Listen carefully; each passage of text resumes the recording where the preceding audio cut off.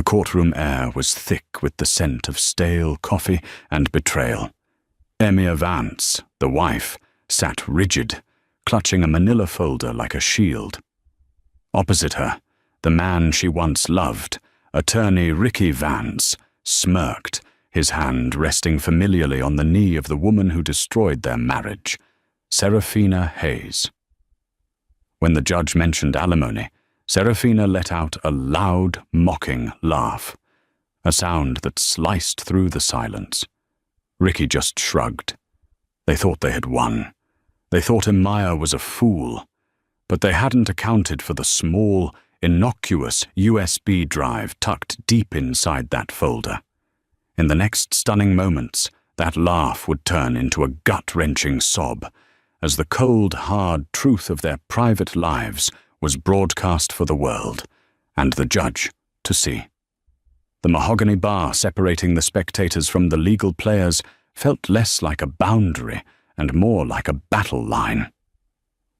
On one side, Emir Vance, 42, impeccably dressed in a tailored charcoal suit, a choice made to project control she barely felt, sat beside her lawyer, Miss Evelyn Reed, a woman whose reputation for quiet, surgical precision in family law was legendary in Boston. On the other side, Ricky Vance, 50, an established real estate attorney whose slicked-back hair and custom-made Italian suit spoke volumes about his success, despite his current moral failings. Next to him was his own attorney, and, conspicuously, the cause of the entire proceedings, Serafina Hayes. Serafina was a stunning 28, dressed in a fashionable pale blue silk dress that seemed deliberately chosen to highlight Emir's more severe attire. She wore a self-satisfied expression, a slight upturn of the lips that Emir recognized as the smirk of a spoiled child getting their way. She and Ricky had been inseparable in public for months, since he moved out of the grand colonial home they had spent 20 years building together. Now they sat less than 10 feet away, their bodies angled toward each other, displaying a casual intimacy that was meant to wound Amaya.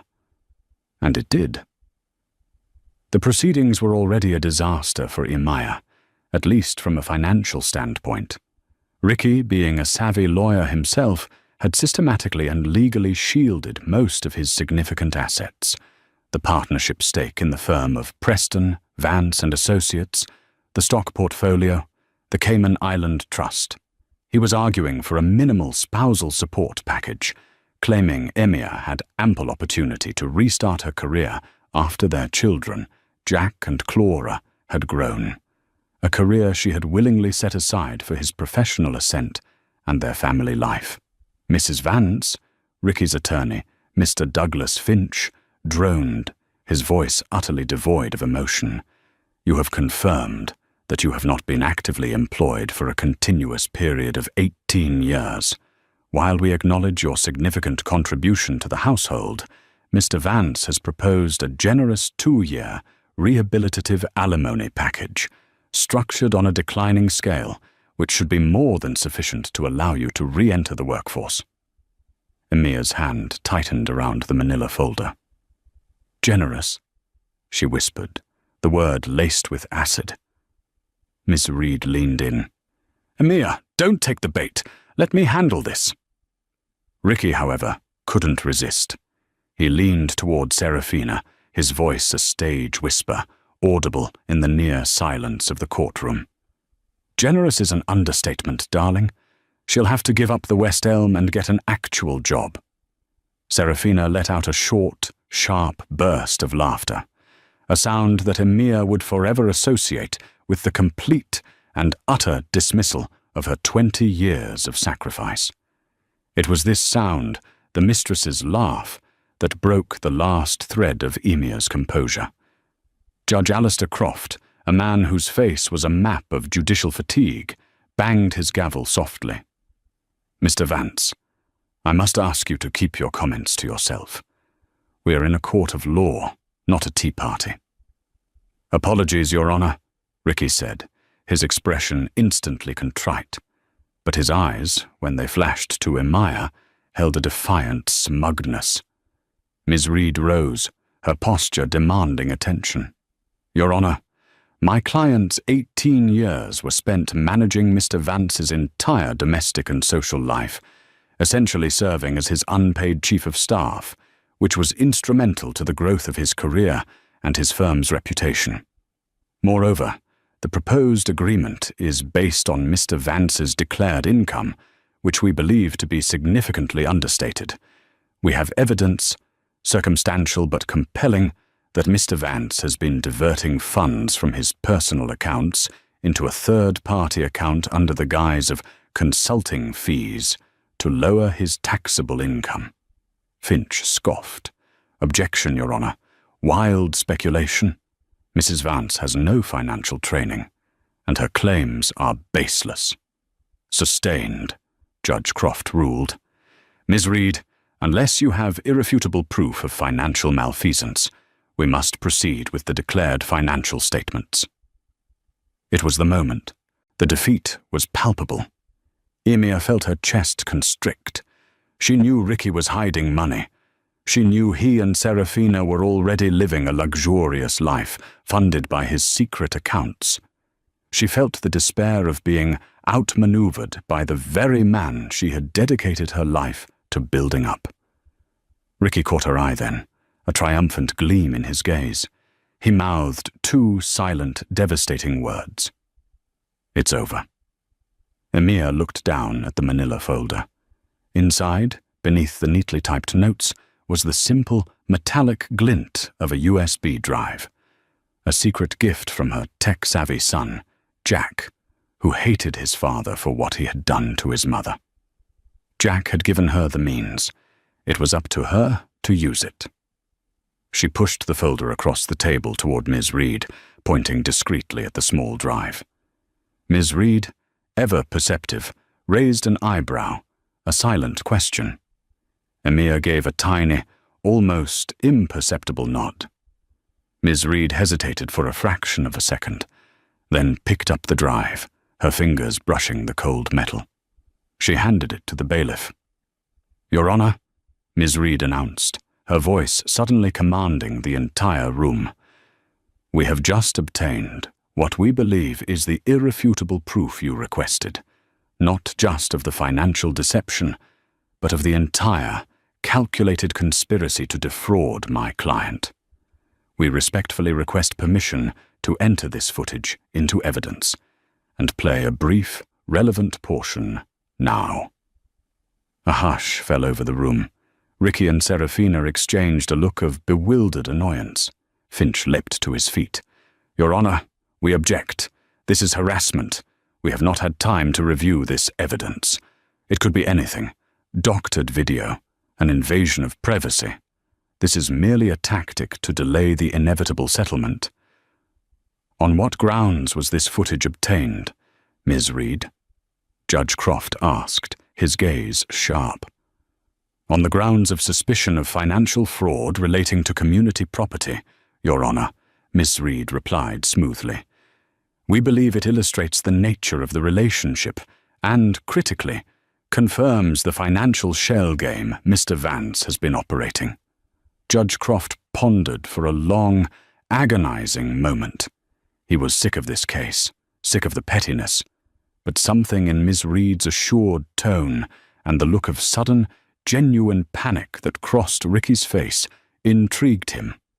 "Counsel, approach the bench," he ordered. As the lawyers conferred, the bailiff set up a large, retractable screen and connected the USB drive to the courtroom's projector. Serafina whispered loudly to Ricky, "What is this? Is she filming us? She's insane, Ricky. Just an insane, bitter ex-wife." Ricky looked genuinely worried now. "I don't know. She hasn't been acting like this. She's been passive. Serafina, keep quiet." The lawyers returned. Judge Croft sighed, rubbing his temples. "Given the severity of the claims, financial fraud, I will allow the footage to be played for a period not exceeding 3 minutes. If it is irrelevant, Miss Reed, I will hold you in contempt. Proceed." The lights dimmed. Emia felt a surge of terrifying, exhilarating power. She looked at Serafina, who was still wearing that arrogant smirk. The laugh, that was the sound that had sealed their fate. Now it was time for the crying to begin. The screen flickered, and the footage began. The courtroom, moments ago, a sterile environment of legal maneuvering, became a cinema of private betrayal. The image that flooded the screen was not high definition, but it was clear enough. A lavish, modern kitchen. Serafina Hayes's new downtown penthouse, which Ricky claimed was leased in the firm's name for client entertainment. The camera angle, cleverly hidden inside a high-end espresso machine, Jack's genius contribution, provided a wide view of the granite countertop and the expansive cityscape, visible through the floor-to-ceiling windows. The date stamp in the corner read 3 weeks prior. The audio, initially muffled by the hum of the refrigerator, suddenly sharpened. Ricky Vance walked into the frame, holding a crystal tumbler of scotch. He was relaxed, tie loosened, a look of profound satisfaction on his face. Serafina followed him, wearing a silk robe. "God, I hate that old house," Ricky muttered, taking a large swallow. "It feels like a museum dedicated to misery. I swear the only thing Amaya ever truly loved was that damn rhododendron bush by the front steps." Serafina giggled, leaning into him. "Well, you won't have to see that bush much longer, Rick. And honestly, she won't even get enough money to buy a new one." Ricky laughed, a harsh, unfamiliar sound. "Exactly. Finch is brilliant. That 2-year package is insultingly low, but completely legally sound based on my declared income. She'll burn through it in 6 months, trying to maintain that lifestyle." This was the first punch. Emia felt a sickening lurch in her stomach, confirming her worst suspicions about his malice. The footage continued. Serafina moved to the counter, pulling out a laptop. "Okay, let's review the Crescent Trust transfer. Did you manage to divert the quarterly bonus from the Preston account?" Ricky nodded, tapping the screen with his finger. "Done. Look, that account, the one registered to Andrew Croft's cousin, Thomas Hayes, is purely a holding tank. When the divorce is finalized, we liquidate, pay Thomas his consultancy fee, a lovely $5,000 for his signature, and it flows right back into the Hayes Investments LLC. The total now stands at," he zoomed in on the screen, his voice dropping slightly, $1.4 million. Untouchable, untraceable community property. A collective, sharp intake of breath echoed through the spectator section. Judge Alistair Croft, the very name Ricky had used as a shield, jolted in his chair. He stared intently at Ricky, a cold, dangerous fury building in his eyes. Ricky, watching the screen, went utterly white. He finally understood the gravity of the situation. This wasn't about an affair. This was about criminal fraud and naming a potential relative of the sitting judge in the scheme. Finch lipped up. "Your Honor, I object. This is entrapment. This footage is illegal. It's highly prejudicial and was clearly obtained without consent in a private residence." Ms. Reed was calm, unyielding. "Your Honor, we argue that the camera was recording community property funds being transferred, and that the conversation recorded clearly demonstrates a concerted criminal effort to defraud my client of marital assets. Furthermore, the mentioning of an individual whose name is remarkably similar to the court's is deeply concerning regarding the integrity of Mr. Vance's ethical obligations as an officer of this court." Judge Croft silenced Finch with a look. "Mr. Finch, sit down. The court is deeply disturbed by the content. We have heard explicit reference to a systematic effort to hide over $1 million in assets and the purposeful establishment of a shell company involving a party named Hayes. I will allow the footage to proceed. However, I want to know exactly how this camera was installed." Ricky was practically hyperventilating, his eyes darting from the screen to Serafina, whose composure was starting to crack. "It was not in a private residence, Your Honor," Ms. Reed corrected, a small knowing smile playing on her lips. "The premises, while occupied by Ms. Hayes, are leased under Mr. Vance's firm's name, Preston, Vance and Associates, and were purchased and furnished using marital funds for business purposes. The espresso machine itself was a housewarming gift from my client to Mr. Vance. It was community property. The legal maneuver was brilliant. The camera wasn't in Serafina's house. It was in the office's temporary, furnished client suite, bought with shared money. On the screen, Ricky and Serafina were still discussing finances, but the tone shifted. "I just wish this were over," Serafina sighed, running a hand through Ricky's hair. "I hate having to pretend I need a job. When can I quit that dreadful gallery position?" "Soon, honey. Soon," Ricky murmured, pulling her close. "Once this is done, we're setting up a new joint trust in the Bahamas. We'll call it the Serafina Fund. We'll travel for 6 months. No more Emaya, no more clients, just us, and our new wealth." Serafina laughed again. This wasn't the taunting laugh from the courtroom. This was a soft, confident, gold-digging laugh. She looked directly at Ricky, her face glowing. "You're the best, Rick. You know, sometimes I think I should have found a richer mark, but you're so good at this. You make the money disappear like magic." Then came the second twist, the one that hit Ricky like a physical blow. Serafina kissed him deeply, then pulled back, her eyes twinkling. "And honestly, the sex is better than I expected for a man your age. You're definitely a step up from Matthew." Ricky's face on the screen tightened. "Who the hell is Matthew?" Serafina waved a dismissive hand. "Nobody important. An old flame. He was a partner in my gallery. But he wasn't as generous as you. He didn't give me the same kind of freedom." She winked. "He was also boring in bed, unlike my generous, successful Ricky." Ricky in the courtroom looked like he'd been slapped. He had always believed Serafina was exclusively, madly in love with him.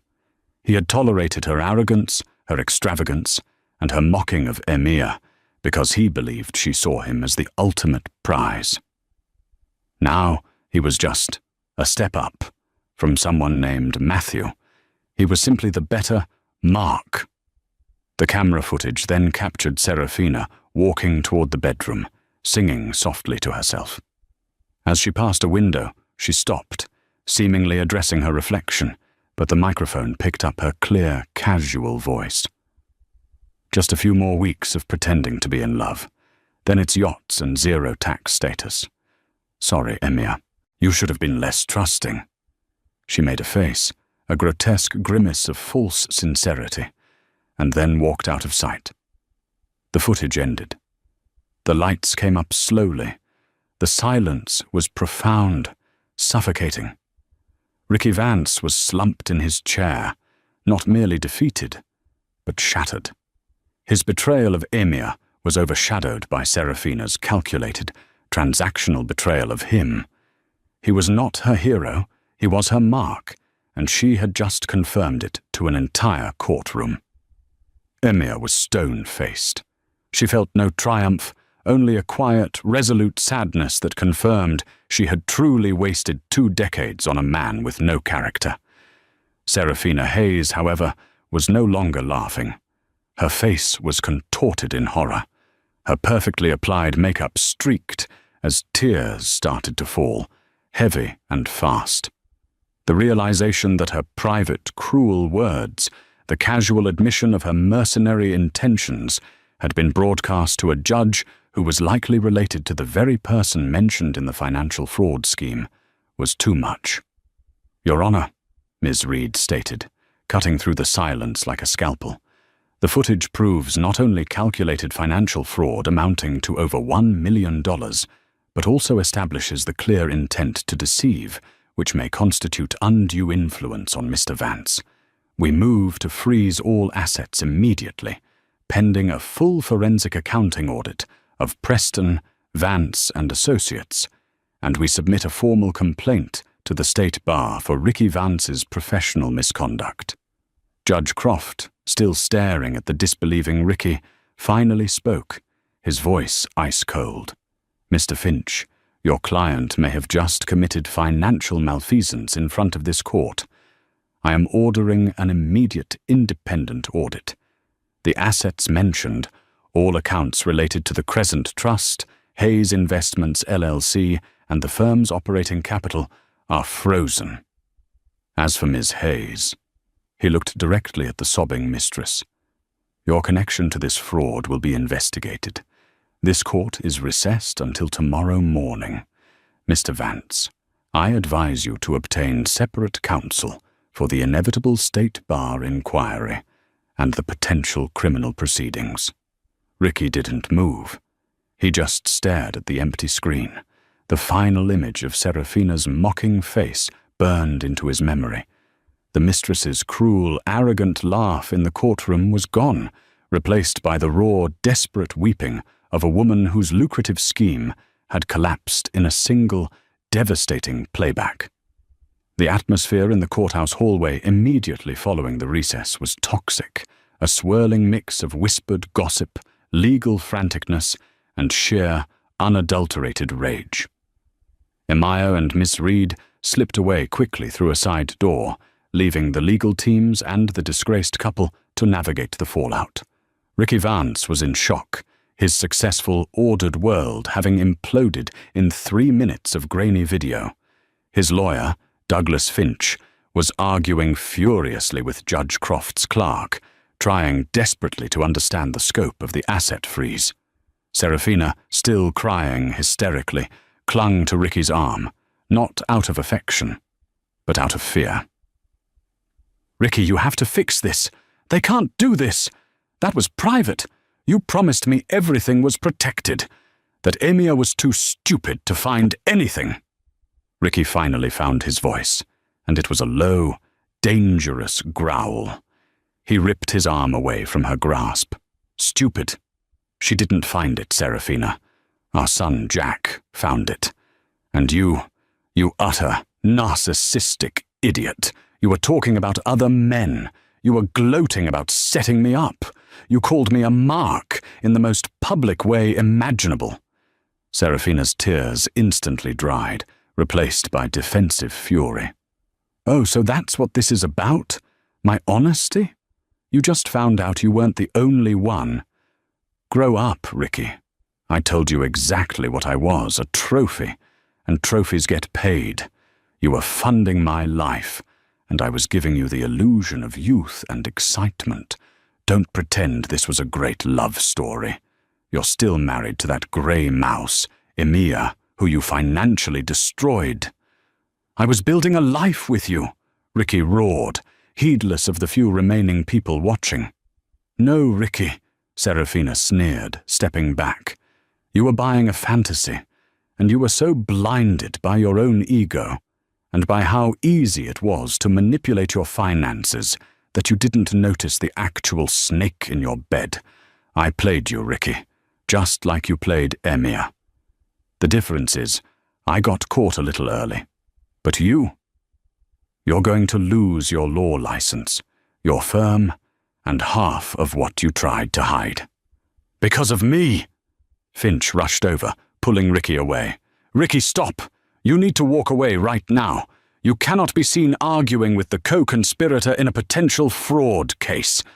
We need to focus on damage control and proving that you were unaware of the trust's connection to Thomas Hayes." Ricky dragged Finch toward a secluded corner. "Don't you understand, Doug? I knew about Thomas Hayes. He's Serafina's uncle. She convinced me he was a legitimate financial consultant. It was all her. She set up the LLCs. I just moved the money where she told me it was safe. This was her game." "You are still the attorney, Ricky," Finch hissed back. "You still signed the papers. You still had the fiduciary duty. We need a defense, not a confession. Right now, our only angle is that Amaya obtained the footage illegally, and that she entrapped you into discussing the funds." Meanwhile, Amaya and Miss Reed were in a nearby conference room, calmly reviewing their next move. "That was magnificent, Amaya," Ms. Reed said, pouring Amaya a glass of water. "The judge's reaction was exactly what we needed. He's personally invested now, especially with the potential name connection." Amaya took a shaky sip. "I don't feel magnificent, Evelyn. I feel sick." That was the real Ricky. Cruel, manipulative, and utterly self-interested. And Serafina, she's just sad. A professional opportunist. "She is," Ms. Reed agreed, clicking her pen. "But her true colors saved us. Her comments about the mark severely undermine any claim of undue influence on her part, positioning her as the primary driver of the scheme. More importantly, Ricky is now vulnerable. He's going to turn on her, and she on him. This is exactly how criminal defense teams fracture." "What's the next step?" Amaya asked, her gaze steady now. "The forensic audit will be thorough. Given the direct evidence, they will find every penny. We will recover the full amount of hidden community property, and then some, because the court will likely punish Ricky with a disproportionate distribution of the remaining assets, including the marital home. And his law career is essentially over. The state bar takes financial fraud very seriously." Emir leaned back, exhausted. "I just want the house, and enough money to finish Jack and Clara's college funds. I don't want his firm, I just want peace." "You will get it," Ms. Reed assured her. "But we have one more important piece of leverage. The motive behind the espresso machine. The hidden camera wasn't just a random act of suspicion. It had a trigger." Emir nodded, pulling out a printout from her folder. It was a receipt for an expensive, antique diamond and sapphire necklace, purchased online 3 months ago. The delivery address was Serafina's penthouse. The day Ricky moved out, he told me he was moving into a temporary furnished apartment for focus. He took nothing but clothes. A week later, my heirloom necklace, the one my grandmother gave me, the one I planned to give to Clara on her wedding day, went missing from my locked jewelry box.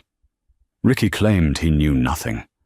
I knew he gave it to Serafina as a welcome gift. That's when Jack and I realized that merely filing for divorce wasn't enough. We needed undeniable proof of his intent to liquidate assets and steal property. Ms. Reed's eyes widened slightly. "Theft of separate property. That is potent, Emir. We save that for the alimony negotiation. When we show that Ricky didn't just hide money, but actively stole a significant family heirloom to gift to his mistress, the judge will see true malice. It elevates the entire case from a tricky divorce to a clear case of malfeasance and theft." Across town, Ricky and Serafina were holed up in Finch's empty conference room. Serafina was on her phone, screaming at someone named Thomas. "The money's frozen, Uncle Thomas. Ricky screwed it up. You need to call your lawyer and tell them you had nothing to do with this. Deny everything." Ricky watched her, his face dark with realization. His love for her, his delusion, had vanished completely, replaced by a searing, self-pitying rage. He wasn't even angry that she was talking to other men anymore. He was angry that she had made him look like a fool and a criminal. He walked over to her and snatched the phone away. "It's over, Serafina. You got caught. And you're not taking me down with you. I'm telling Finch everything.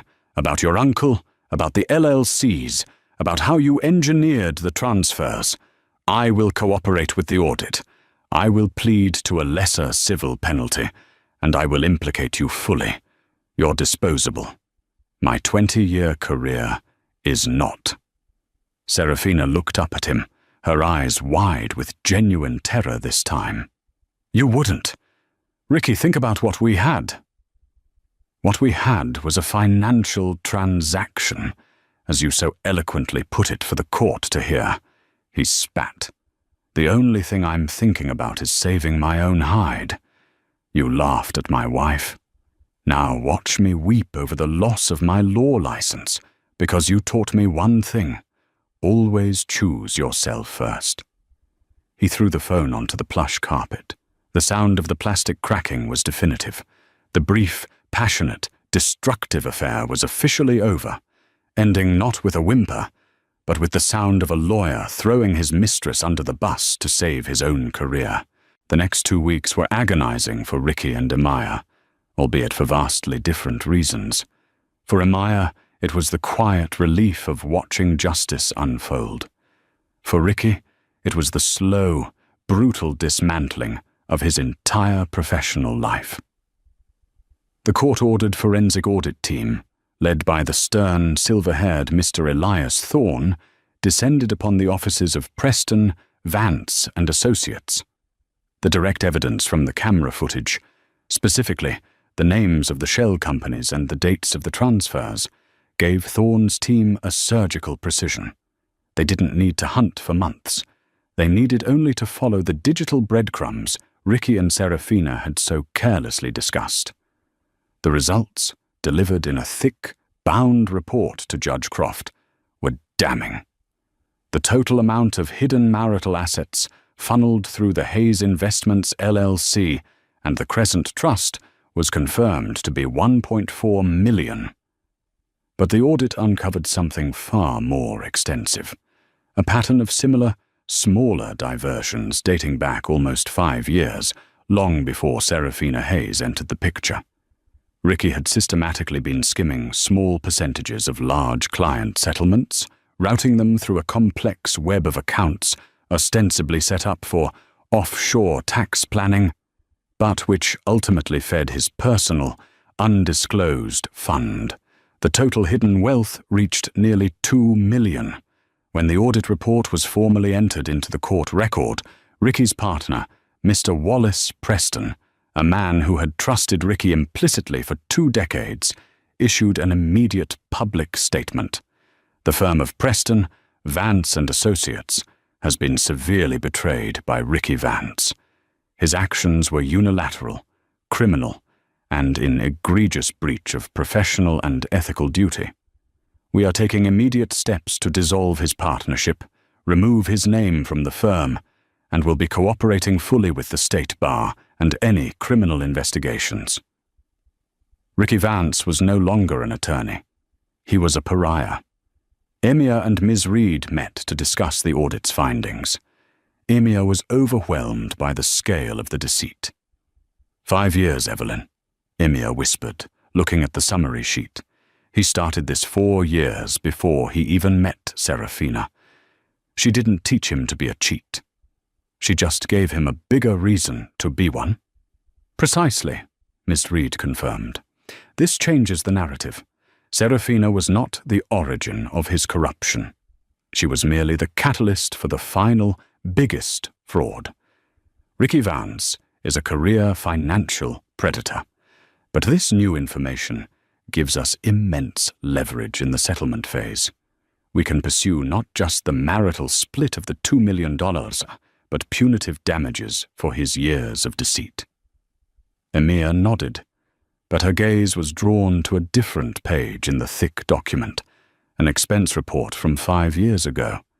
It detailed a series of extravagant hotel stays and fine dining in New York City, all billed to a client acquisition account. The dates were peculiar. Wait, Emir said, tracing the dates with her finger. Look at these expenditures. They are from October 2020. Ms. Reed checked the date. Yes. What about them? That was the year Clara, our daughter, had her spinal fusion surgery. It was a terrifying time. Ricky was supposed to be in Houston with us, at the clinic. He told me he had an unavoidable emergency arbitration hearing in New York for the Sterling acquisition case. He said the firm was depending on him. Emia's voice was flat, devoid of emotion, the kind of stillness that preceded a catastrophic emotional break. She pulled up an old text message on her phone, showing the screen to Ms. Reed. The text was from Ricky to Emia, dated October 14th, 2020. "So sorry, honey. The Sterling meeting ran late. Major client crisis. Love you and Clara. Be there tomorrow afternoon. Flight permitting." Emia matched the date on the text to the hotel receipt. The receipt showed a 2-night stay at the St. Regis, New York, including a $500 dinner for two at a Michelin-starred restaurant. He wasn't in an arbitration hearing, Evelyn. He was on a romantic weekend with a client acquisition. Emia's breath hitched. He left me alone in a Houston hospital, terrified that my daughter wouldn't walk again, to be with another woman. The discovery of the hidden money was betrayal of trust and finances. The discovery of this lie was a betrayal of her deepest, most fundamental maternal fear. It was unforgivable. The next day, Ricky, now represented by a criminal defense lawyer named Mr. Grantley, stood before Judge Croft for the continuation of the divorce proceedings. Finch was gone. He had refused to represent Ricky in the criminal aspect of the case. Ricky looked haggard. His suit was rumpled, his eyes bloodshot. He had lost the smug arrogance that had defined the opening hearing. Ms. Reed rose, her voice calm but penetrating. "Your Honor, we have reviewed the forensic audit. We now move beyond the immediate fraud involving Serafina Hayes to address a documented pattern of deceit and financial misconduct that predates the affair by nearly 4 years, totaling over $2 million in hidden assets." She then dropped the final, personal bomb. "Furthermore, Your Honor, we are introducing into evidence an expense report and supporting texts which demonstrate that Mr. Vance fabricated a crisis, utilizing his professional duties as an elaborate cover to conceal an affair. This incident occurred at a time of extreme vulnerability for my client and her family.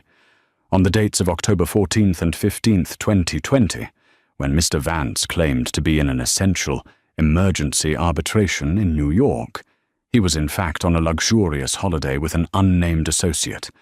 This was the exact time his minor daughter, Clara Vance, was undergoing a critical spinal fusion surgery in a hospital 1,000 miles away. A gasp rippled through the gallery. Judge Croft's expression hardened further. This wasn't just about money anymore. It was about monstrous moral failure. "Mr. Grantley, do you contest the authenticity of these records?" Judge Croft asked, his voice low. Grantley, a seasoned criminal lawyer, knew a losing battle when he saw one. "Your Honor, we do not contest the authenticity of the firm's expense reports or the text messages. We submit that, while these facts speak to poor judgment, they are not strictly relevant to the distribution of marital assets." "I disagree, counsel," Judge Croft stated firmly. "They speak volumes about the character and credibility of the party attempting to conceal and divert said assets. They speak to the entire history of the marital estate and the financial abuse perpetrated upon Mrs. Vance. This behavior is profoundly relevant to any claim of fault and will certainly factor into the final distribution." Ricky closed his eyes, his head dropping to his chest. The old lie, the lie he had considered a necessary evil to cover a quick fling, had now surfaced years later to destroy him utterly. It was far more devastating than the Serafina footage. The Serafina footage ended his career. The old lie ended his reputation as a father and a man.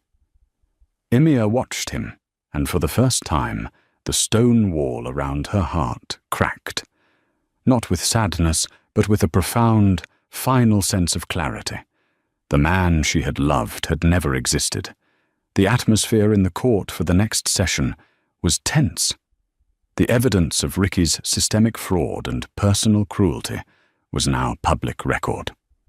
The focus shifted from proving the fraud to determining the remedy and finalizing the separation of the marital estate. Emir and Ms. Reed knew they had Ricky boxed in financially, but there was one loose end: the stolen diamond and sapphire necklace. Proving theft would reinforce the punitive damages. As the hearing commenced, Ricky's criminal defense lawyer, Mr. Grantley, stood to address the court, attempting to minimize his client's personal culpability. Your Honor, Mr. Vance accepts the findings of the forensic audit regarding the undisclosed accounts. He is prepared to cooperate fully in the distribution of these marital assets.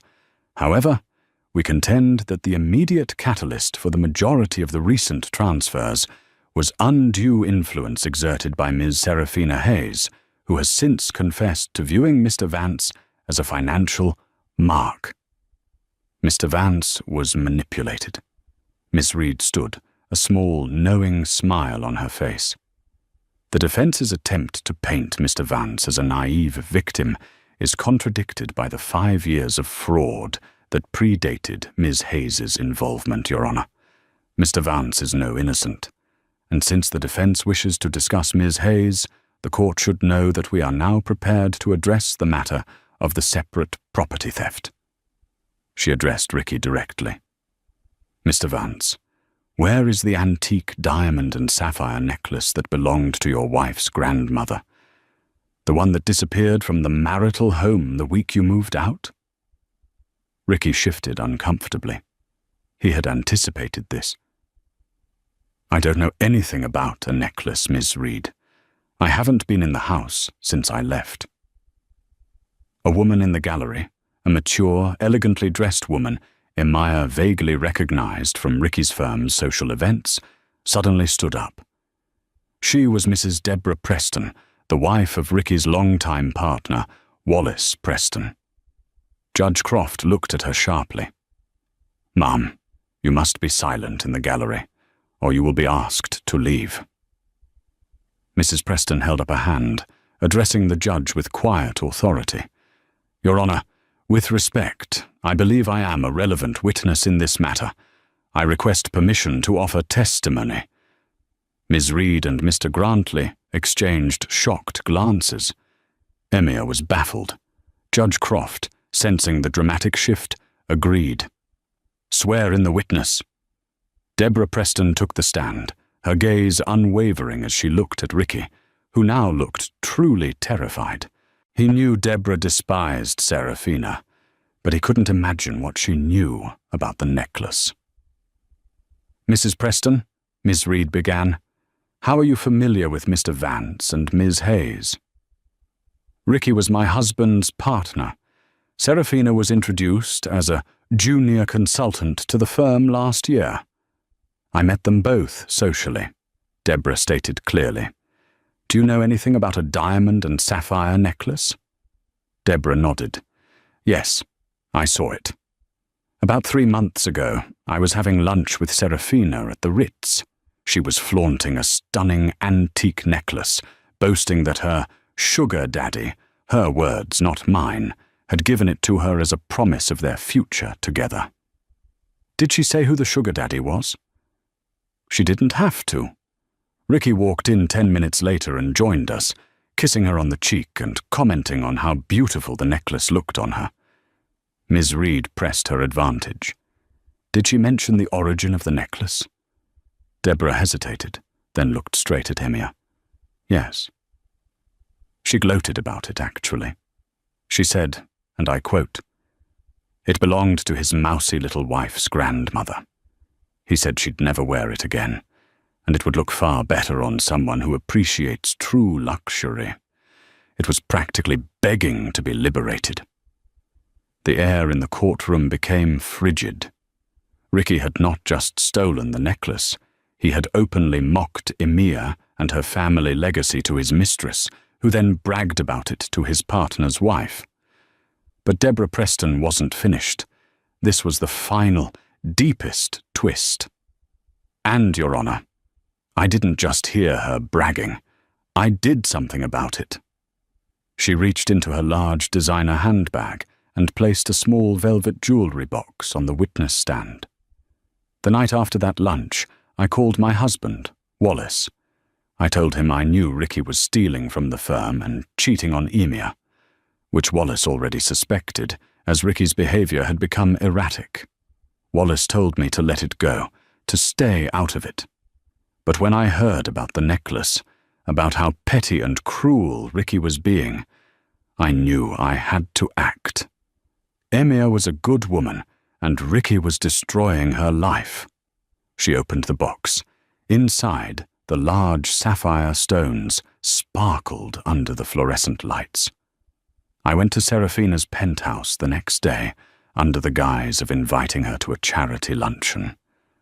I managed to slip this out of her dressing table while she was on the phone. I have had it in my possession for the last 3 months, waiting for the right moment. I didn't want Serafina to sell it, and I wanted Emia to have her grandmother's legacy back. She slid the box across the table toward Miss Reed. It should be returned to its rightful owner. Emia stared at the necklace, tears finally blurring her vision. It wasn't the diamonds or the sapphire that mattered. It was the kindness of a stranger, a silent partner who saw an injustice and risked her own comfort to correct it.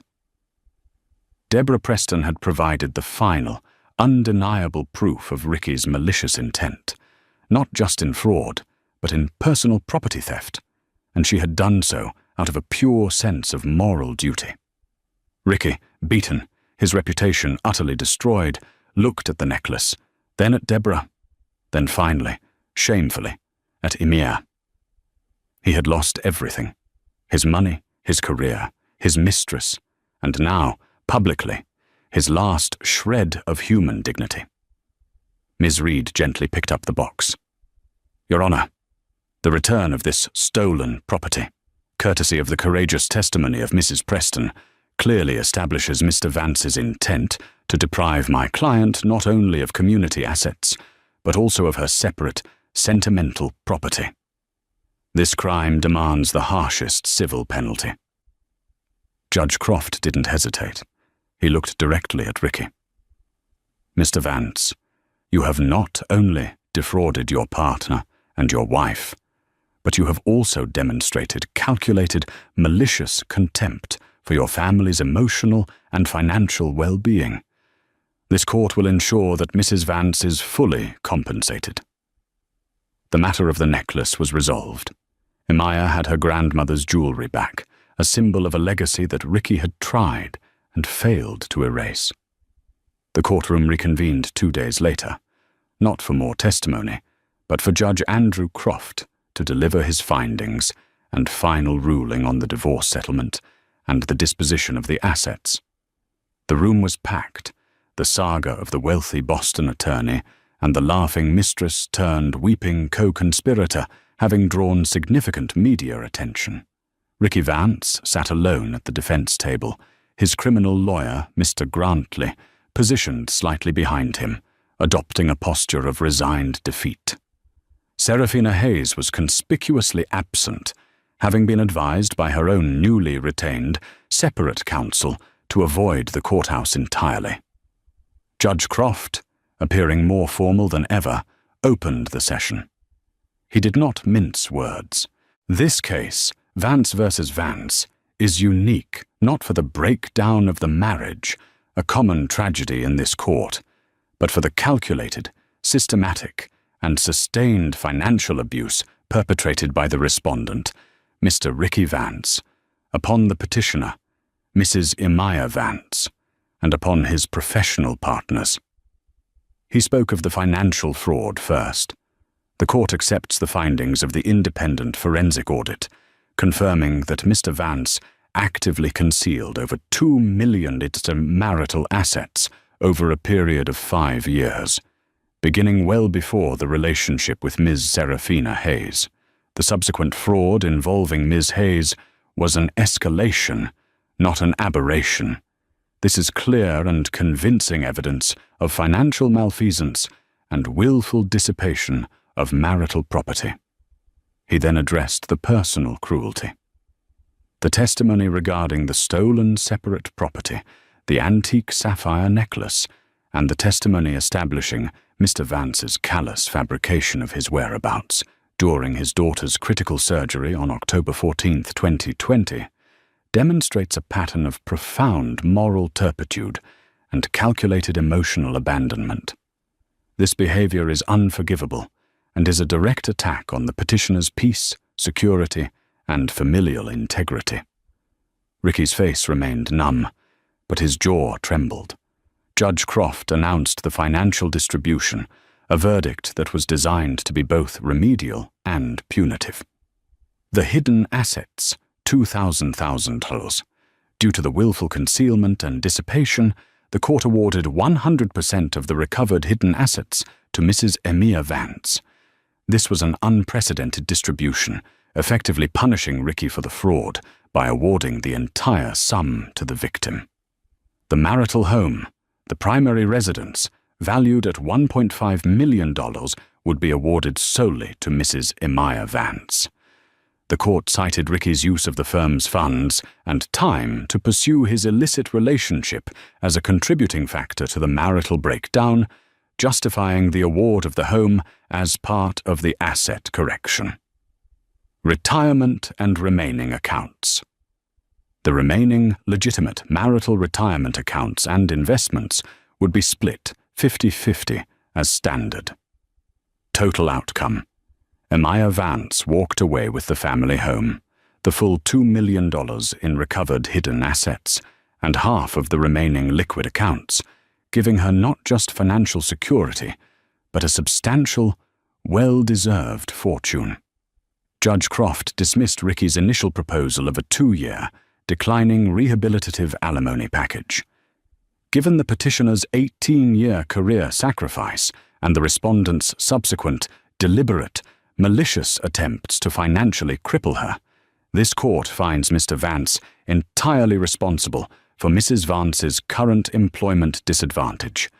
Mr. Vance will pay lifetime spousal support to Mrs. Vance, calculated at 35% of his current and future income, until such time as Mrs. Vance either remarries or the death of either party. The lifetime alimony was a crushing blow, ensuring that even if Ricky rebuilt a smaller private practice, Emia would always retain a significant share of his earnings. Judge Croft then delivered the most devastating judgment, effectively sealing Ricky's fate. The evidence presented, particularly the footage documenting the explicit conspiracy to defraud and the use of the firm's resources to fund criminal activity, has already been forwarded to the State Bar Disciplinary Committee and the District Attorney's Office. He paused, looking directly at Ricky. In civil proceedings, the court cannot impose criminal sanction, but it can recognize professional fault.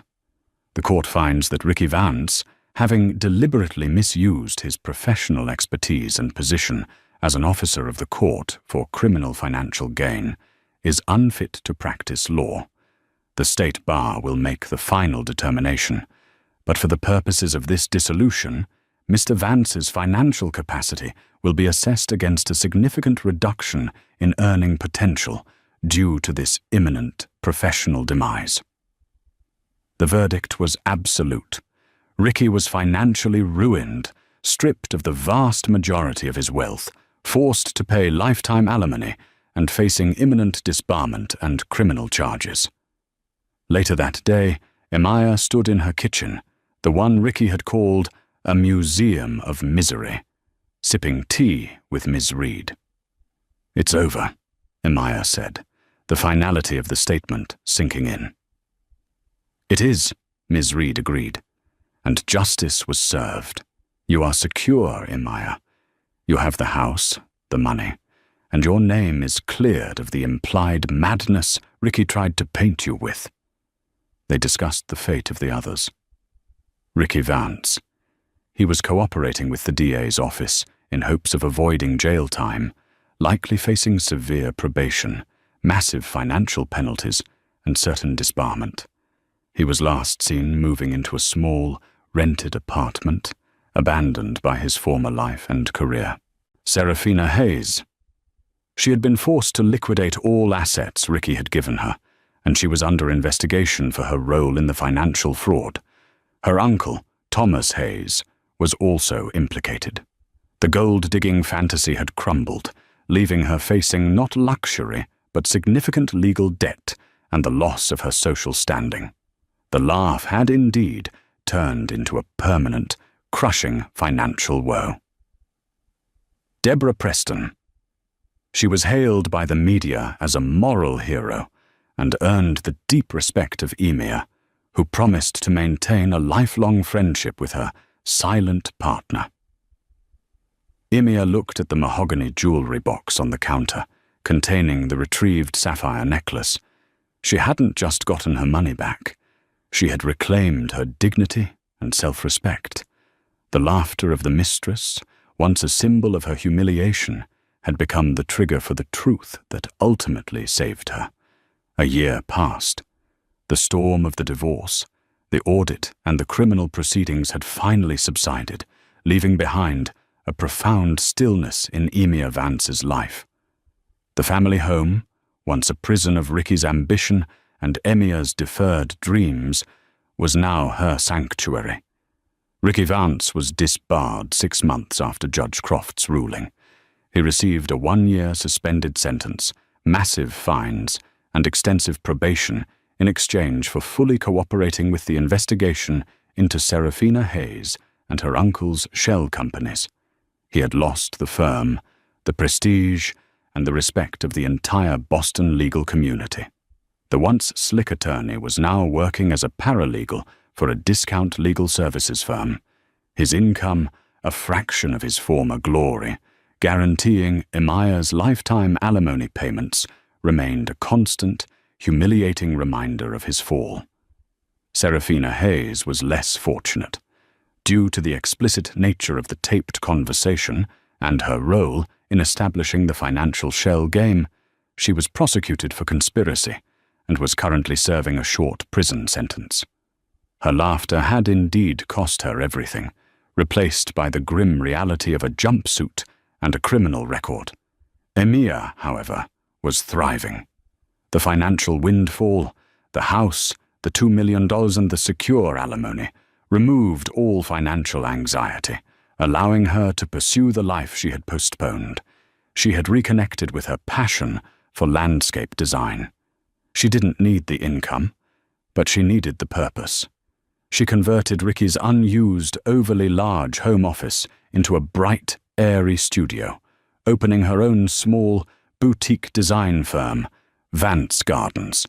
One brisk autumn afternoon, Emir stood on the porch, looking at the familiar rhododendron bush Ricky had mocked. It was bursting with late-season blooms, vibrant and resilient. It was a metaphor for her own life. Her children, Jack and Clara, had come through the ordeal stronger. Jack, the genius behind the surveillance, had used the whole experience to focus his college thesis on digital forensics and legal ethics. Clara, now completely recovered from her surgery, was studying pre-med, finding her motivation in helping others through crises. They both visited often, seeing their mother not as the broken wife Ricky had left, but as the strong matriarch who had fought back and won. Emir opened a small, polished wooden box. Inside lay the antique sapphire necklace, cleaned and gleaming. She didn't wear it often, but she kept it close. It wasn't just a piece of jewelry. It was a tangible reminder of the power of truth and the surprising kindness of strangers, specifically Deborah Preston, with whom Emir had lunch once a month. Her victory wasn't about revenge. It was about reclaiming the narrative of her life. Ricky's story was one of arrogance and decline. Her story was one of silent strength and rebirth. Emir walked into her studio and sat down at her drafting table. She was sketching a complex garden layout for her newest client. The door chime rang, and she looked up to see Ms. Evelyn Reed standing there, holding a bottle of champagne. "To 1 year of freedom, Emir," Evelyn smiled, setting the bottle down. "And to the firm's newest and most fascinating client. Wallace Preston is formally dissolving the old firm and starting a new, smaller, more ethical practice. He needs your firm to design the roof garden for his new downtown office." Emir laughed, a clear, joyous sound that held no hint of mockery or bitterness. Wallace is finally free too. It seems everyone has found their way out of Ricky's shadow. "Not Serafina," Evelyn noted wryly. "No. But I feel no pleasure in that," Emir admitted, looking out the window. "Ricky and Serafina made their own choices. They chose greed and contempt. I chose truth. The difference is, my choice gave me a future." Evelyn pointed to a news article on Emir's desk. The headline was about Ricky's disbarment and the hefty financial penalties. "Ricky tried to spin the story for the press one last time, blaming you for entrapment," Evelyn said. Emir calmly picked up the paper and placed it directly into the recycling bin. "That's the difference, Evelyn. He thought he was playing a game. He thought I was just the passive background character in his life. But when I played the footage, I didn't just expose him. I took control of the script. Ricky Vance is not the hero of his life. He's the cautionary tale in mine. And the story is finally over." Emir picked up the bottle of champagne. "Let's toast to new beginnings, Evelyn. To the end of the drama and the start of a quiet, honest life." They clinked glasses, the crystal sound a crisp, clean counterpoint to the distant, chaotic noise of the city. Emir had won back more than just money. She had won back her peace, her purpose, and her own beautiful, unshakable future. And that is the staggering true story of the moment Emir Vance turned the tables, when the Mistress's arrogant laugh was silenced forever by a single, hidden camera. Can you imagine the sheer nerve, the calculated cruelty, and the ultimate, spectacular failure of their deceit? Ricky and Serafina thought they were untouchable, but they forgot the most powerful weapon in any conflict: the truth. The hidden camera footage didn't just win a divorce, it exposed a criminal conspiracy and reclaimed a woman's entire future. If this story of betrayal, revenge, and ultimate redemption shocked you, smash that like button. Let us know in the comments below. What was the most shocking betrayal you witnessed in this courtroom drama? Share this video with someone who needs a reminder that the wicked never prosper. And don't forget to subscribe to our channel for more true stories, where the silent victims find their powerful voice.